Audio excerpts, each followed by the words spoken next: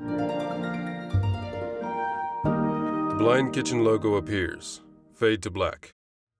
Cooking with vision loss can be very intimidating and at first seem impossible.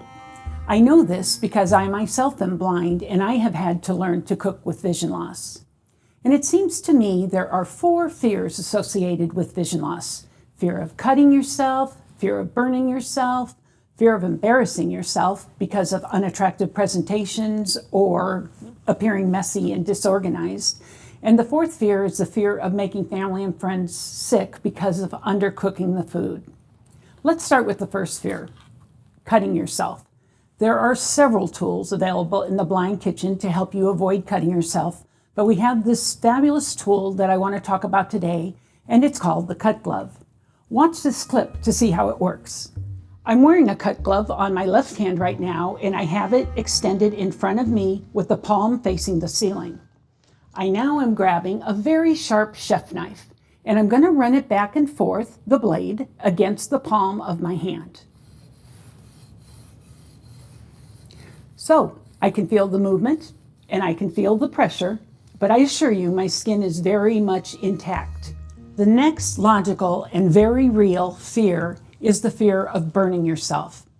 We have several tools available in the Blind Kitchen to help people with vision loss not to burn themselves during their cooking activities. One of these is called the heat glove. Watch this clip to see them in action. The reason these heat-resistant gloves are so blind-friendly are multiple. First of all, they have 5 fingers so that you have more flexibility.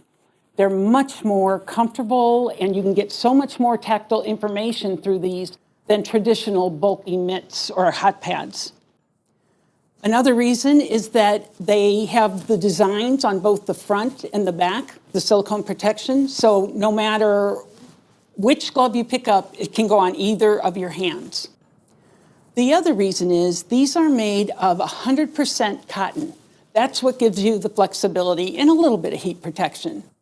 The silicone designs that are on top of that cotton, they offer non-slip properties and also the most heat resistance. So now I'm going to go over and check the pan on top of the stove because I want to finish it in the oven, but I want to make sure it's done on top.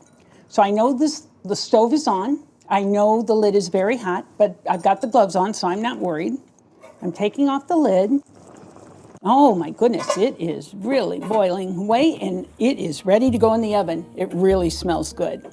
The third fear associated with cooking with vision loss is fear of embarrassment. And this fear of embarrassment generally falls into 2 categories. One is fear of producing unattractive foods, and the other is the fear of looking messy and disorganized because you can't see what you're doing. There is a tool found in the Blind Kitchen, and this is the tool I use most in my cooking activities to help you to stay organized and clean, and it is called a work tray. Here's a clip to show you how to use it. The work trays are a standard tray that you would find in any cafeteria, hospital, or fast food establishment. Their raised sides make them ideal for containing foods and spills.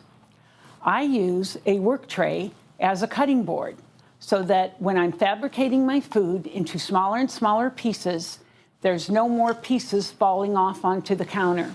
They're safely contained in this predictable area. The other place containment comes in handy is that anyone who cooks has at one time or another knocked over a bottle or a box and had food spill unintentionally. The nature of these trays helps contain that food inside the 4 walls of this tray so that the food may even be able to be salvaged, or even if it isn't, it's going to make cleanup all that much easier. Last, but certainly not least, in the 4 fears of cooking with vision loss is the fear of making family or friends sick because of undercooking foods such as seafood or poultry. Many recipes say, cook it until the juices run clear, or cook it until it's no longer pink. But if we don't have access to that information, how else can we get it? There is a tool that can let us know if our foods are cooked properly. It's found in the Blind Kitchen, and it's called the talking thermometer. Take a listen to see how it works. So I'm coming back to my counter, and I'm taking off the heat gloves, and I'm going to grab my talking thermometer. Now, the nice thing about this particular recipe is that the chicken legs bones stick up in the air above where I'm going to be temping. So I can actually reach over and grab that bone. Then I use the talking thermometer, kind of like a white cane, and I find where the center of that meat is. I'm going to wait for a couple seconds, and then I'm going to press the temperature. 185.0 degrees That Fahrenheit. That is plenty. So there you have it. There are tools and techniques available to help cooks with vision loss face the 4 fears confidently and independently. We've only shown you 4 tools to face these fears. There are many, many, many more tools in the Blind Kitchen to help with these fears, and we encourage you to go to theblindkitchen.com to learn more about each of these tools and strategies. And thank you for your curiosity about the 4 fears of cooking with vision loss. And until next time, happy cooking. She smiles towards the camera. Fade to black. The Blind Kitchen logo appears. Fade to black. Neo Creative Productions logo appears. The logo fades to black.